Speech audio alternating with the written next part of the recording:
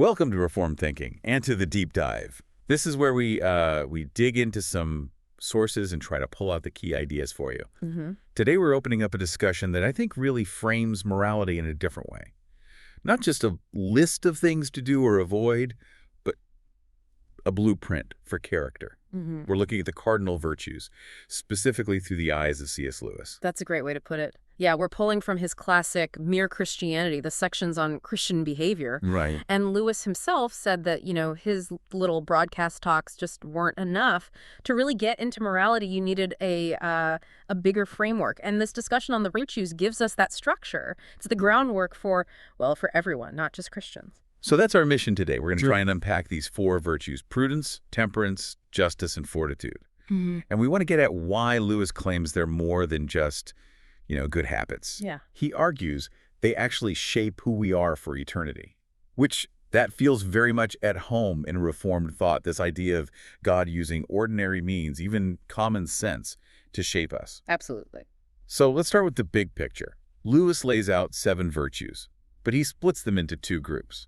Can you break that down for us? Sure. He talks about 4 cardinal virtues and 3 theological virtues, and he's very strategic about it. He decides to talk about the theological ones, faith, hope, and charity, or love, later on. Why does he do that? Because those 3 are, specifically Christian. They're gifts that come through revelation. He starts with the cardinal 4 because they're for everybody. They're universal. That's it. Lewis calls them the necessary moral structure. These are things that all civilized people everywhere recognize as good. They're the backbone of a decent society, of a decent individual. Common grace, really. Lewis is always so good with the actual meaning of words. The word cardinal itself. He stops to make sure we get it right, doesn't he?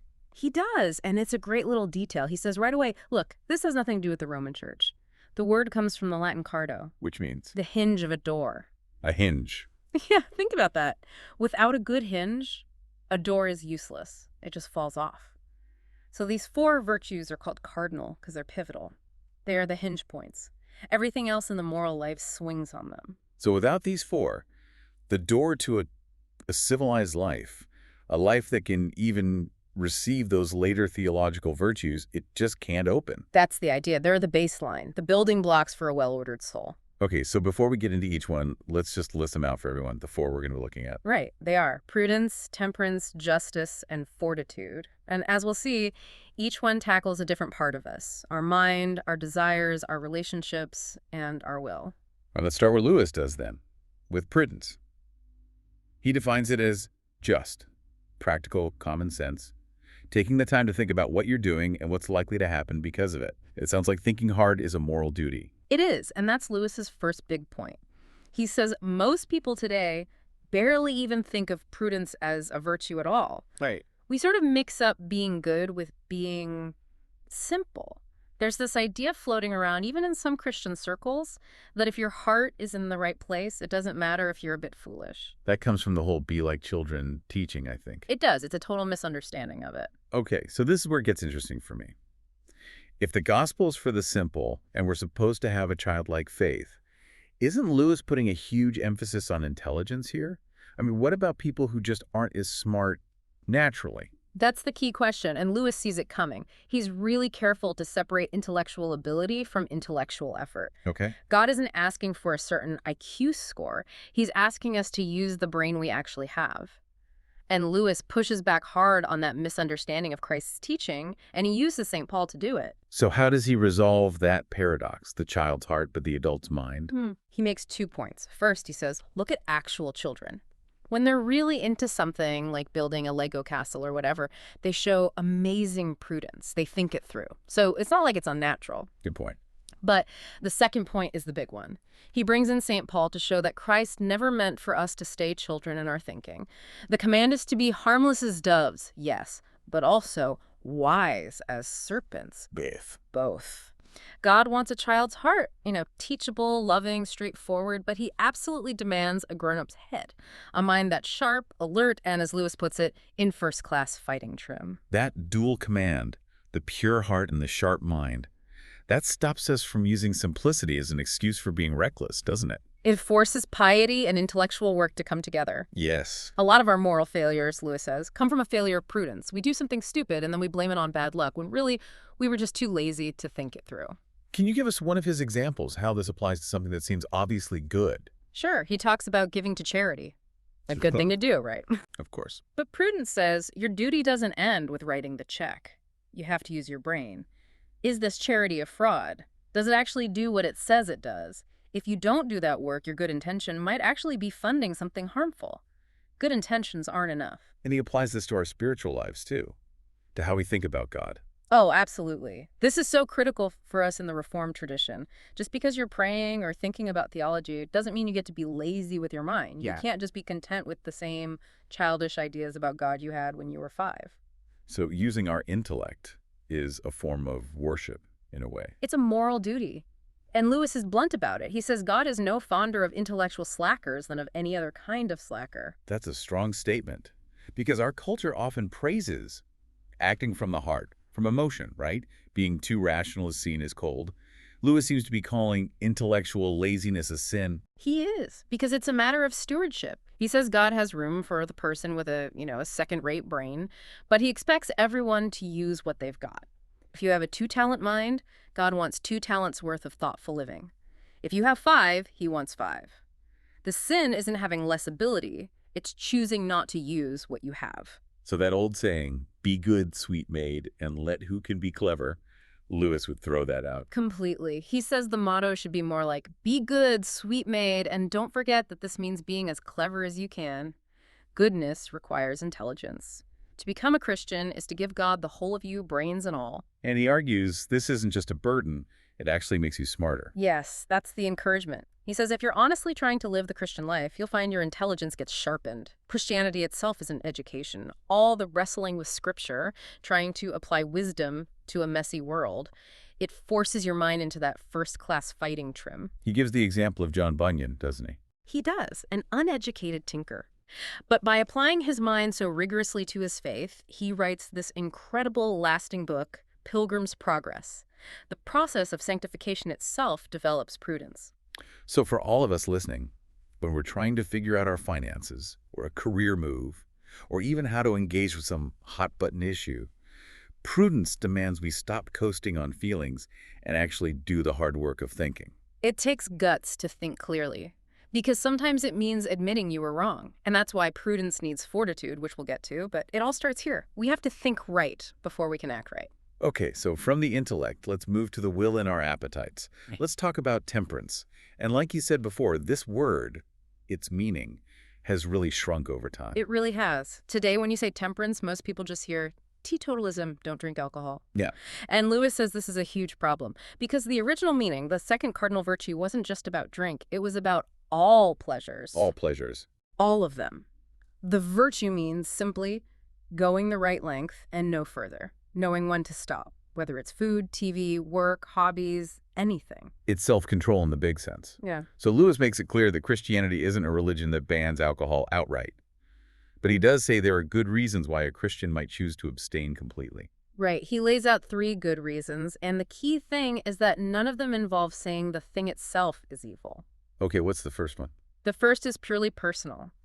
You abstain if you know that for you, personally, you can't have a little without having way too much. If one glass of wine always leads to a bottle, well then for you, the prudent and temperate thing to do is to not have that first glass. So that's about self-knowledge, not a universal rule. Exactly.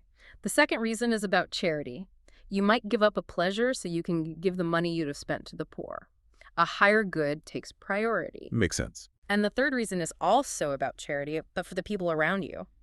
You might not drink when you're with a friend who struggles with alcohol, just so you don't make it harder for them, not causing a brother to stumble. And the common thread in all those is what?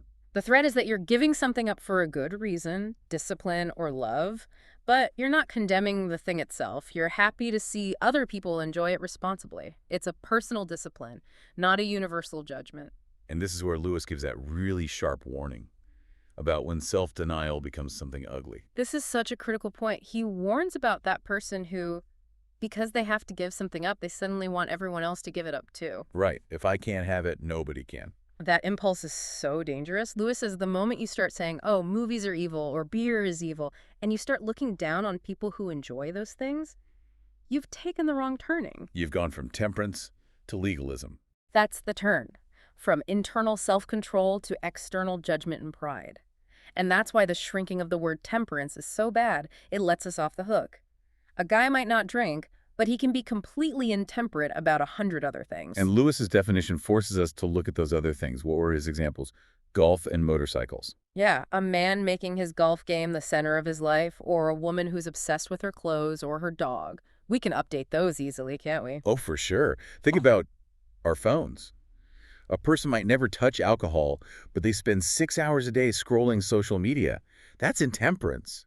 It's a disordered love for a small pleasure that's crowding out everything else. Or even something that looks good, like fitness. Being healthy is great, but if it becomes an obsession that makes you neglect your family or your spiritual life, that's intemperance. The pursuit of one good thing has made you lose control of your life as a whole. And those modern forms are sneaky. Like Lois said, being obsessed with golf doesn't make you fall down on the street like being drunk does. It's socially acceptable. It's praised, even. He's so dedicated. But Lewis reminds us, God isn't fooled by how things look on the outside. He sees the heart. He sees the disordered desire, the thing that has taken his place at the center.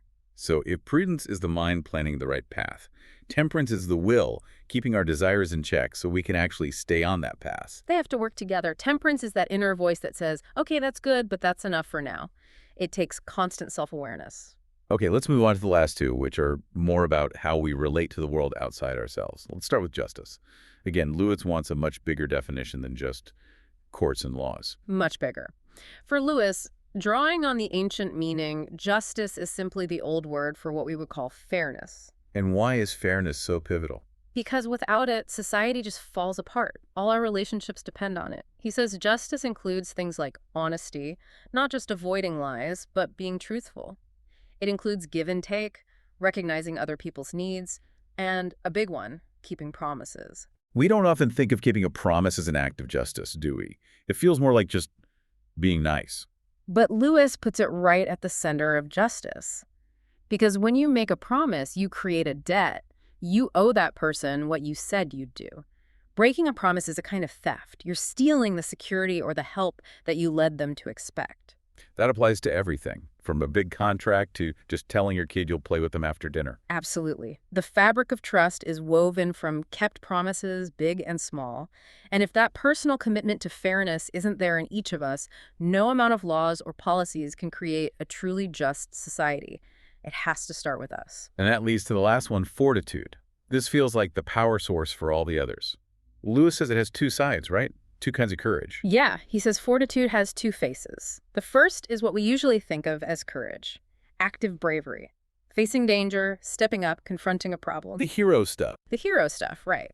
But the second kind is maybe even more common. It's the courage that just sticks it under pain or stress. It's endurance, perseverance, the ability to keep going when things are hard or boring or painful for a long, long time.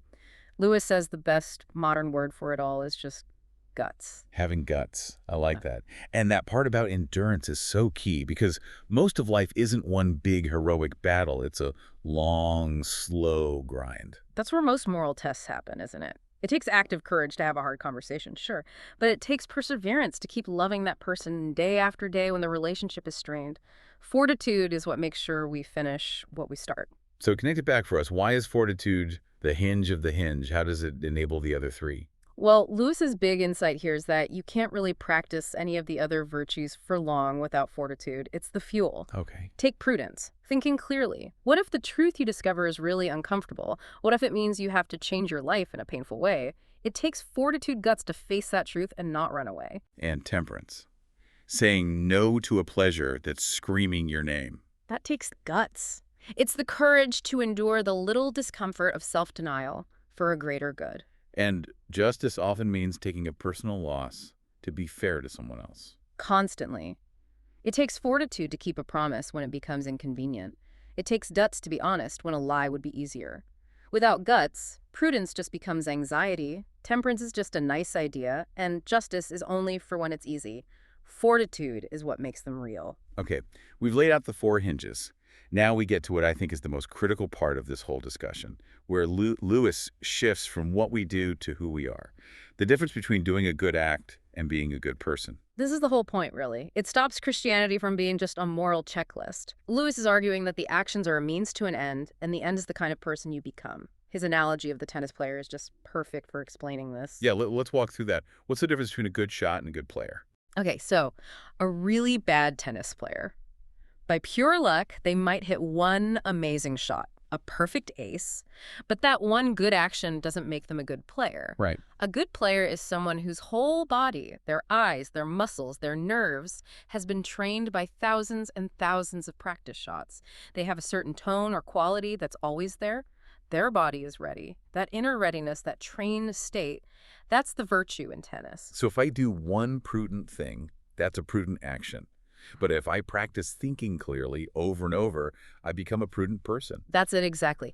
The person who keeps on doing just and temperate and courageous things day in and day out eventually builds a quality into their character. And Lewis says that quality, that reliable inner state, is what virtue really is. It's the shape of your soul. And he says this distinction is so important because without it, we fall into three big mistakes. What's the first one? The first mistake is thinking that your motivation doesn't matter. If you only look at the outward action, you can say, who cares why you did it? You did the right thing. That's all that counts. But Lewis says the why is everything. Because the why is what trains the inner person. A right action done for the wrong reason doesn't build virtue. It just builds something else. Right. Back to the tennis player. If he hits a great shot only because he flew into a rage and smashed the ball, well, he won the point, but he didn't train himself to be a calm, reliable player. He just trained his anger. If you give to charity just to get praise, you're not training charity in your heart, you're training vanity. The motive is what shapes the character. Which leads right into the second mistake. Yeah. Thinking God just wants us to follow the rules. Yeah, the cosmic rule setter idea, Lewis says this is just totally wrong. God isn't after blind obedience to a list. He wants people of a particular sort. He's trying to create a specific kind of character. The rules are like the workout plan. The goal isn't just to do the exercises. The goal is to get strong. A process of refinement. Yes. And that brings up the third mistake, which is about eternity. Someone could say, well, why bother becoming brave if there's no danger in heaven? Why practice temperance if there are no bad pleasures there? And Lewis's answer here is one of his most powerful points. He says, you're right, there might not be any occasion to perform a courageous act in the next world, but there will be every occasion for being the sort of person you only become by doing those acts here. So the quality you build is permanent, even if the activity that built it was temporary. Exactly. The act of courage might be for this life, but the character of the courageous person, that honest, steady, self-controlled soul, that's what you take with you. It reframes everything we do. We're not just getting through the day. We're actively shaping our eternal selves. And he connects this directly to what heaven even is. It's not about God as a bouncer at the door checking your virtue ID. No, it's about compatibility. His point is that if a person hasn't started to build these qualities inside themselves, then no possible external conditions could make a heaven for them. Wow. So heaven isn't just a nice place. It's a state that requires a certain kind of person to even experience it as good. That's it. Lewis says heaven is that deep, strong, unshakable happiness that God designed for us. But you can only experience that happiness if your soul has been trained to be able to handle it. An unjust soul couldn't enjoy perfect community. An intemperate soul would be miserable with pure pleasures. A cowardly soul couldn't bear the weight of glory.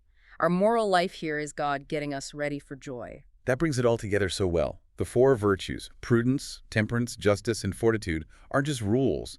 They're the training program for building a soul that can actually enjoy God forever. The goal is always that internal disposition, that reliable character. And it's a program that requires our whole person, our will, our emotions, and as Lewis starts with, our brains. Which takes us right back to prudence. Lewis really challenges us with that idea that God is not fond of intellectual slackers. So here's a thought to end with. If the whole point of this is to build an eternal character, how much of your daily moral effort is just about managing behavior, just trying to hit a lucky shot now and then? And how much is truly about training that inner person, that reliable player that lasts forever? A good question to think on. Thanks for joining us for this deep dive. We'll catch you next time.